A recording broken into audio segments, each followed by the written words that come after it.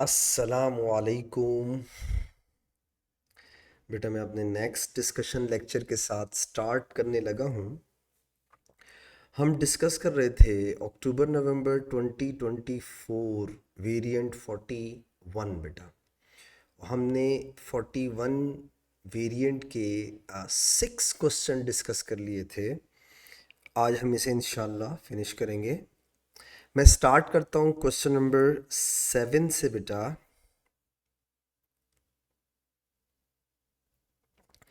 देखें क्या बोलता है 7 में।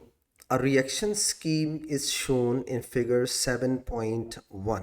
आपको पूरा एक रिएक्शन स्कीम दी हुई है उसने, और काफ़ी बड़ी स्कीम दी हुई है, आपको नज़र आ रही होगी। द री the reagent needed for reaction 2 and reaction 3 are stated, यानी कि आपको दो रिएजेंट उसने पहले से दे दिए, नंबर 2 का और बेटा नंबर 3 का। Reaction 5 takes place when ethyl amine is mixed with compound V. ठीक है, no special conditions are required. Okay, अच्छा हम इसके क्वेश्चंस को बाद में पढ़ेंगे, पहले खुद से थोड़ा सॉल्व कर लें। ज़रा देखिएगा। देखो बेटा, रिएक्शन 1 और रिएक्शन 2 को थोड़ा गौर से देखें तो एक ही कंपाउंड से कार्बोक्सिलिक एसिड बन रहा है और उसी कंपाउंड से अमाइन भी बन रहा है। तो अपनी नॉलेज यूज़ करें। कोई ऐसा सब्सटेंस है जिससे जिसके एक रिएक्शन से कार्बोक्सिलिक बने, दूसरे रिएक्शन से अमाइन बने? यस है, नाइट्राइल। इसका मतलब ये हुआ कि ये जो कंपाउंड यू है ये है Ethan nitrile, CH3CN, Ethan nitrile. How do I know that? मुझे ऐसे पता चला बेटा कि अगर मैं नाइट्राइल की एसिडिक हाइड्रोलिसिस कर दूं, एक्वस H प्लस आयन के साथ हीट कर दूं, तो एक ही स्टेप में कार्बोक्सिलिक बन जाएगा। और अगर मैं नाइट्राइल की रिडक्शन कर दूं लिथियम एल्यूमिनियम हाइड्राइड में, तो बेटा ये क्या बन जाएगा? अमाइन। मुझे ऐसे पता चला। तो ऊपर वाली चीज़ क्या है? हाइड्रोलिसिस। और नीचे वाली चीज़ क्या है? रिडक्शन। ठीक है, अभी मैं अपने काम कर रहा हूं, उसकी बातें, उसके सवाल बाद में देखेंगे। रिएक्शन 3 को देखिए। कार्बोक्सिलिक एसिड को थायोनाइल क्लोराइड के साथ रिएक्ट करवाए, इसका मतलब है एसाइल हैलाइड बनेगा। कैसे? जाहिर बात है, कार्बोक्सिलिक को PCl5 के साथ रिएक्ट कराएं या SOCl2 के साथ रिएक्ट कराएं तो एसाइल हैलाइड बनता है। तो अगर इथेनोइक एसिड है तो इथानॉइल क्लोराइड बन जाएगा, CH3COCl, ये बन गया एसाइल हैलाइड। आगे देखिए, अगर आप रिएक्शन 5 को गौर से देखें तो अमाइन और एसाइल हैलाइड से उसने अमाइड बना दिया। ऐसा ही होता है। अमाइड दो चीज़ों से बन सकते हैं, अमाइन और कार्बोक्सिलिक एसिड, अमाइन और एसाइल हैलाइड से। ठीक है, ज़रा रिएक्शन 4 को गौर से देखिए बेटा। अमाइन और अमाइन, ये आपने अमाइन यूज़ किया, दिस इज़ प्राइमरी अमाइन, बिल्कुल। और ये भी अमाइन है, but this amine is secondary amine. कैसे बेटा? आप चेक करें, दो जगह पर अल्काइल ग्रुप रिप्लेस हुए हैं हाइड्रोजन से। ठीक है, तो ये सेकेंडरी अमाइन हो गया। अब अगर आपको सेकेंडरी अमाइन बनाना हो प्राइमरी अमाइन से, तो आपको याद होगा सिर्फ पहला रिएक्शन अमोनिया के साथ होता है, बाकी सेकेंडरी और टर्शरी अमाइन फिर अमाइन अल्काइल हैलाइड के साथ बनते हैं। तो इसका मतलब अगर दोनों में सेम ग्रुप्स हैं और एक तरफ इथाइल अमाइन है, तो इसका मतलब है एक तरफ कोई इथाइल के साथ हेलोजन लगा होगा, एक्स। एक्स का मतलब it could be chlorine, it could be bromine and so on. ठीक है, रिएक्शन 6 को देखिए बेटा। अमाइड से अमाइन बन रहा है, इसका मतलब हो गया again lithium aluminium hydride use किया और आपने इसमें रिडक्शन की होगी। आप देखें ओ रिमूव हो गया, उसकी जगह जो है वो CH2 और बीच में NH आ गया, दैट्स इट। तो रिडक्शन हो गई। ये मैंने पहले अपनी वर्किंग कर ली, अब देखता हूँ वो मुझसे इसमें से क्या क्या पूछता है। Identify the compound you, only 3 elements, बिल्कुल सही कह रहे हैं। ये रहा आपका कंपाउंड यू, ईथन नाइट्राइल। बेटा आपने लिखा CH3CN, ईथन नाइट्राइल। आगे देखिए, describe the reagent and condition for reaction 1। ये रिएक्शन 1 है, यानी आपने एक्वस H पॉजिटिव आयन लेना है और उसके साथ में कर देना है हीट। आप चाहो तो HCl लिख सकते हो, आप चाहो तो सल्फ्यूरिक एसिड भी लिख सकते हो, वरना सबसे आसान तरीका है एक्वस H प्लस आयन लिख दो तो पता चल जाएगा एसिडिक हाइड्रोलिसिस हो रही है। आइडेंटिफाई द कंपाउंड V, ये रहा बेटा V, ठीक है, क्या है, इथेनॉइल क्लोराइड। तो आपने इसको पहचाना CH3CO और Cl। Complete the equation for reaction 3, यानी एसाइल हैलाइड से। तो बेटा वो AS लेवल से पढ़ते हुए आ रहे हो, बैलेंस्ड केमिकल इक्वेशन आपके सिलेबस का पार्ट है बेटा। तो CH3CO बनेगा, साथ में सल्फर डाइऑक्साइड बनेगा और स्टीमी फ्यूम्स ऑफ HCl बनते हैं। तो अगर कभी ऑब्जर्वेशन पूछता है बेटा तो हम इसमें क्या लिखते थे, steamy fumes of HCl। Identify the compound W ये रहा बेटा। अब W में मसला ये है कि आप क्लोरीन भी लिख सकते हैं, ब्रोमीन भी लिख सकते हैं, मर्जी है आपकी। C2H5X, और बेटा मैं लिख रहा हूँ X कुड बी Cl और Br, दोनों में से कुछ भी हो सकता है। Describe the condition for reaction 4, कहाँ है 4, ये रहा। अच्छा अच्छा, सेकेंडरी अमाइन बनाना है। तो बेटा आपको याद होगा जब आप प्राइमरी अमाइन बनाते हैं वही कंडीशन सेकेंडरी के लिए, वही कंडीशन टर्शियरी के लिए। बस प्राइमरी अमाइन में क्या करते थे आप लोग, ammonia in ethanol sealed tube, high temperature high pressure, बस इसमें अमोनिया हटा दो, ठीक है। तो कंडीशंस में आप लिखेंगे, सही है, रीजेंट हटा दो, यानी अमोनिया था और यहाँ अमाइन है, उसको हटा दो। आप सिर्फ कंडीशन क्या लिख दें बेटा, sealed tube in ethanol with high pressure, high temperature।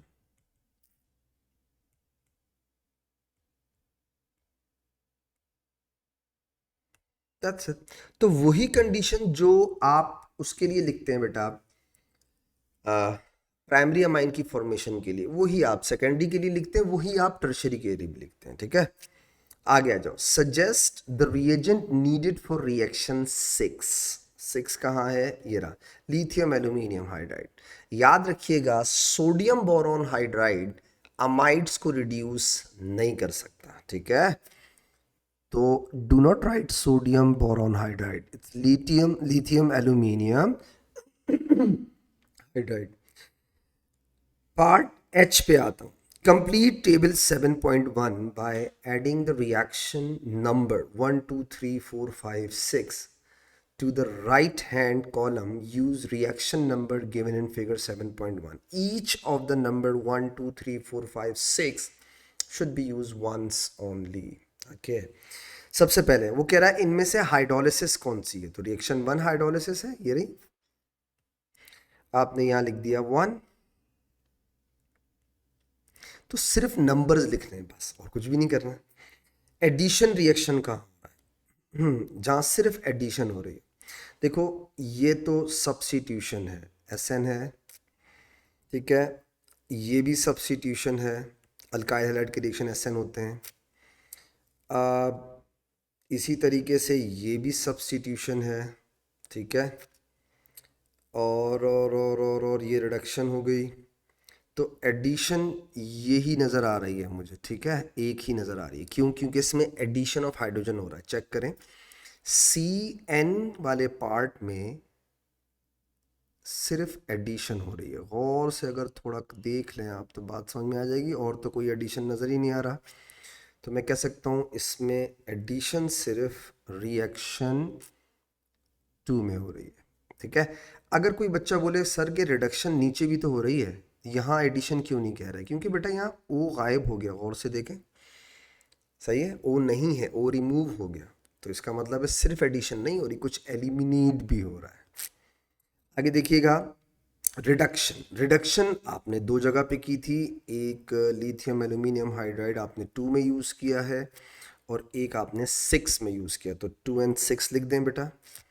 ये हो जाएगा 2 and 6 हो गया। सब्स्टिट्यूशन तो मैंने आपको वैसे ही लिख दी है। अल्काइल हैलाइड के रिएक्शन सब्स्टिट्यूशन होते हैं, एसाइल हैलाइड के रिएक्शन सब्स्टिट्यूशंस होते हैं। और ये हो गया 4 5 और 3 3 4 5 हो जाएगा 3, हो जाएगा 4 and 5। बहुत अब सिंपल से क्वेश्चन और अच्छे मार्क्स दे रहा है आपको। Compare the basicity of amide. ये अमाइड है बेटा, ठीक है। ये सेकेंडरी अमाइन है, ठीक है, सेकेंडरी अमाइन 2 डिग्री अमाइन, और ये अमोनिया है। Most basic, least basic. Amides neutral होते हैं, क्यों? क्योंकि बेटा उनमें जो लोन पेयर ऑफ नाइट्रोजन है वो कार्बोनाइल ग्रुप के ऊपर डीलोकलाइज होता रहता है, राइट। इसलिए आप कहते हैं दे आर न्यूट्रल और they are least basic. Base किसे कहते हैं? जो प्रोटॉन एक्सेप्ट करे, और जो इजीली प्रोटॉन एक्सेप्ट करे, रेडीली प्रोटॉन एक्सेप्ट करे, वो आपका स्ट्रॉन्ग बेस हो गया। और प्रोटॉन एक्सेप्ट करने के लिए क्या चीज़ होना ज़रूरी है बेटा? Lone pair of electron. तो अगर कुछ याद ना आ रहा हो तो मैं आपसे रिक्वेस्ट करूंगा कि दो चीज़ें ज़रूर रिवाइज कीजिएगा। एक, फिनोल में जो हमने एसिड स्ट्रेंथ पढ़ी थी वो, और एक बेटा अमाइंस के अंदर जो हमने बेसिक स्ट्रेंथ पढ़ी थी वो। ये याद रखें, एसिड की स्ट्रेंथ डिपेंड करती है कॉन्जुगेट बेस की स्टेबिलिटी पे, और बेसिस की स्ट्रेंथ डिपेंड करती है availability of lone pair to accept proton पे। तो लीस्ट बेसिक में आप अमाइड लिखें, C2H5NH COCH3। मोस्ट बेसिक में आप सेकेंडरी अमाइन लिख दें। ये अल्काइल इलेक्ट्रॉन डोनेटिंग ग्रुप, इसमें अवेलेबिलिटी ऑफ लोन पेयर बढ़ा देंगे, और बीच में आप अमोनिया लिख दें बेटा। नाउ एक्सप्लेनेशन मांग रहा है, ठीक है, एक्सप्लेन योर आंसर। तो आप कर सकते हैं। पहले मैं आप पॉइंट्स में कर देता हूं ताकि समझ में आ जाए बात, वापस से रिकॉल हो जाए चीज़ें। जैसे बेटा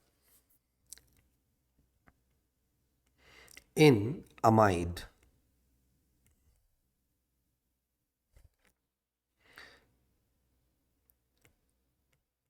लोन पेयर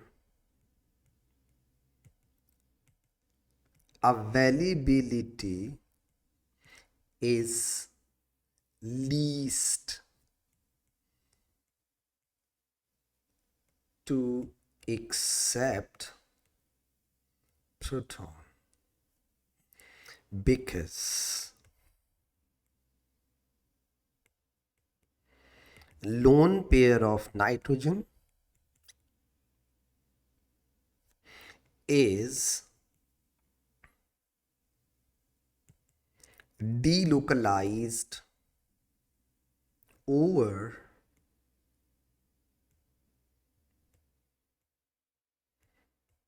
कार्बोनाइल ग्रुप। एक पॉइंट हो गया।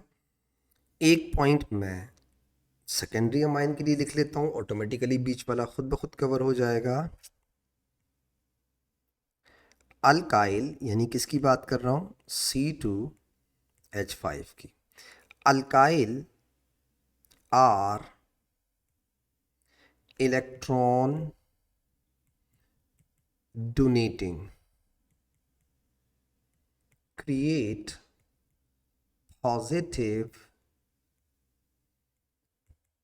inductive effect, पुश करते हैं, ठीक है।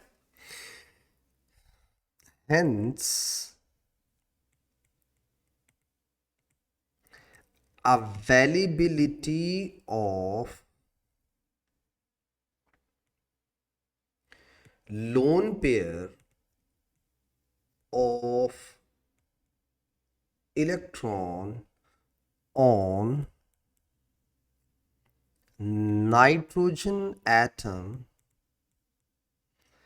increases most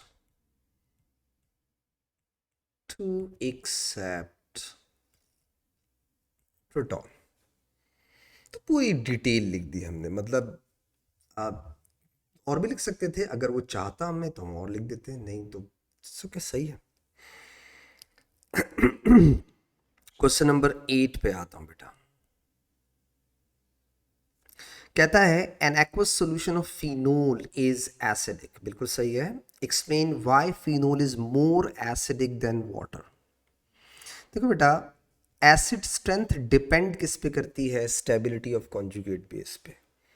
तो फिनोल की एसिड स्ट्रेंथ कॉन्जुगेट बेस की स्टेबिलिटी के लिहाज से लिख दो, क्लास के लेक्चर से है ये भी, ठीक है। देखो, ये जो फिन ऑक्साइड आयन होता है जिसे कॉन्जुगेट बेस ऑफ फिनोल कहते हैं आप बेटा, ये वाला शायद याद आ जाए आपको, ये देखें, ये हो गया फिन ऑक्साइड, ये डीलोकलाइज कर जाता है रिंग के ऊपर। तो अगर लोन पेयर की अवेलेबिलिटी कम हो जाए कॉन्जुगेट बेस में और वो डीलोकलाइज कर जाए तो उसकी स्टेबिलिटी बढ़ जाती है। तो आप ये लिख लें बस, दैट इज कि वो स्ट्रॉन्गर एसिड होता है, ठीक है। The conjugate base of phenol यानी फिन ऑक्साइड आयन की बात कर रहा हूं। The conjugate base of phenol, phenoxide ion, is more stable than conjugate base of water, OH minus ion. It is because lone pair of oxygen in phenoxide is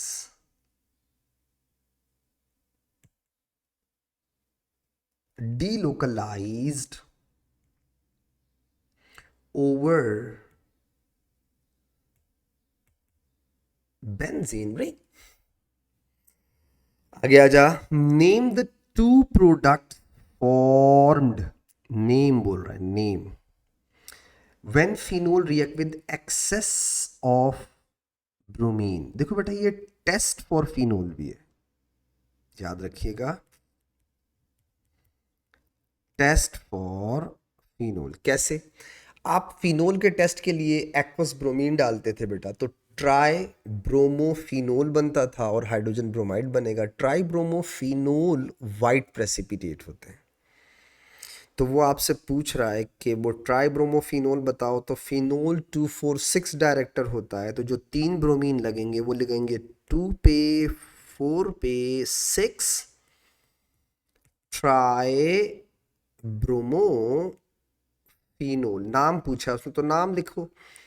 और दूसरा product होगा बेटा, जाहिर बात है इलेक्ट्रोफिलिक सब्स्टिट्यूशन रिएक्शन है, तो HBr साथ में बनेगा, यानी हाइड्रोजन ब्रोमाइड बनेगा, ठीक है। तो मैंने नाम लिख दिया।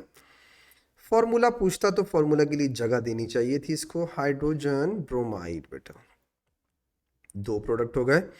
Draw the structure of the 2 isomeric organic product. Isomeric का मतलब मॉलिक्यूलर फॉर्मूला सेम और स्ट्रक्चर डिफरेंट हो। Molecular mass 139 that are formed with phenol reacts with nitric acid. Definitely अगर हम लोग नाइट्रिक एसिड के साथ रिएक्शन करवाते हैं तो 2 तरह के रिएक्शन होते हैं, एक होते हैं डाइल्यूट के साथ और एक होता है कॉन्सनट्रेटेड के साथ। कॉन्सनट्रेटेड के साथ ट्राई नाइट्रोफिनोल बनता है, जबकि डाइल्यूट नाइट्रिक एसिड के साथ 2 नाइट्रोबेंजीन बनेगा बेटा और 4 नाइट्रोबेंजीन बनेगा, ठीक है।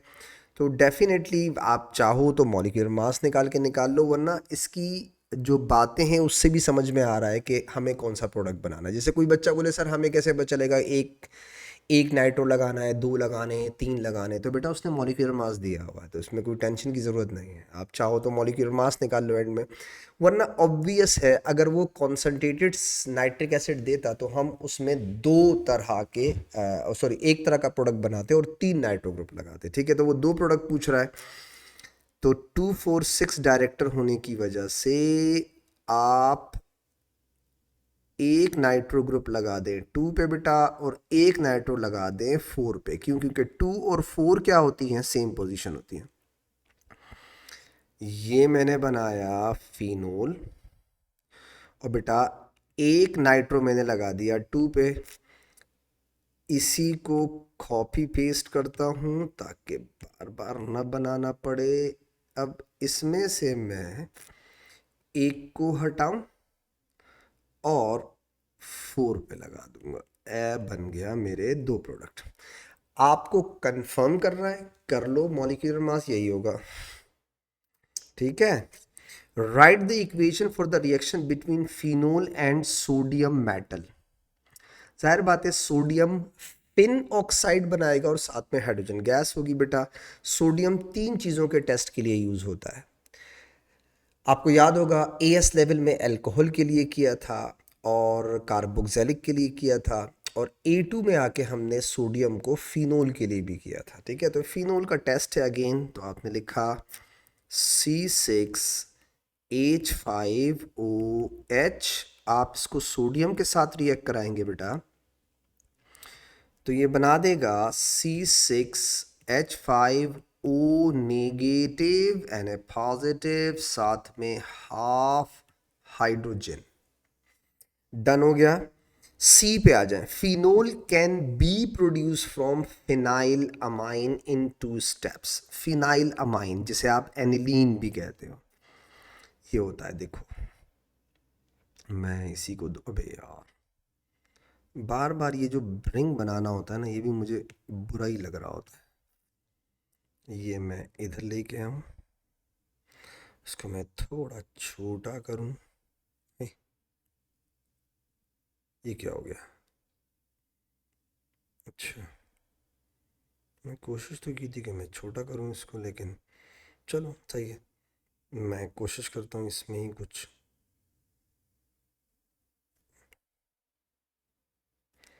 ओके, एनिलीन किसे कहते हैं या फिनाइलामाइन किसे कहते हैं? इसे कहते हैं। अब इससे आपको फिनोल बनाना है, थोड़ी सी नॉलेज यूज करेंगे समझ में आ जाएगी बात। ये बनाना है भाई, तो देखो बेटा, इसका मतलब है आपने NH2 हटाया और OH लगाया। NH2 हटा के OH लगाने में दो स्टेप इन्वॉल्व है, इसका मतलब है आपका इंटरमीडिएट डायाजोनियम हो गया। और आपको याद होगा कि डाइजोनियम के लिए शर्त ये होती है कि आप टेम्परेचर 10 डिग्री सेंटीग्रेड से अंडर अंडर रखते हैं, क्योंकि अगर आपने 10 डिग्री सेंटीग्रेड से ऊपर कर दिया तो आपका डाइजोनियम डिकम्पोज होके दो प्रोडक्ट देता है। कौन से दो? नाइट्रोजन और फिनोल। तो इसका मतलब ये हुआ, यहाँ आपने यूज़ किया नाइट्रस एसिड 0 डिग्री सेंटीग्रेड से 5 डिग्री सेंटीग्रेड, और यहाँ आपने सिंपल वाटर देकर टेम्परेचर को ग्रेटर देन 10 डिग्री सेंटीग्रेड कर दिया होगा। इसके साथ साथ नाइट्रोजन भी बन गई होगी। पूरा क्वेश्चन सॉल्व हो गया। क्या कह रहा है? Describe the reagent and conditions needed in each step. Reagent step 1 में बेटा, तो आप लिखेंगे नाइट्रस रिएजेंट और साथ में लिखेंगे 0 डिग्री सेंटीग्रेड से 5 डिग्री सेंटीग्रेड, यानी <10। अबे यार कंडीशन नीचे लिखनी है बाबू, यहाँ लिखेंगे आप 0 डिग्री सेंटीग्रेड से 5 डिग्री सेंटीग्रेड। स्टेप 2 में बेटा रिएजेंट में वाटर लिखें और temperature greater than 10 degree centigrade, ताकि डायाजोनियम डिकम्पोज हो जाए। इसके साथ ही बेटा आपका अक्टूबर नवंबर 2024 वेरिएंट 41 हुआ एंड मुझे उम्मीद है आपको मेरी डिस्कशन से फ़ायदा हुआ होगा। इंशाल्लाह नेक्स्ट डिस्कशन लेक्चर में आपसे फिर मुलाकात करूंगा। तब तक के लिए मुझे इजाज़त दीजिएगा। दुआ में याद रखिएगा। अल्लाह हाफिज़।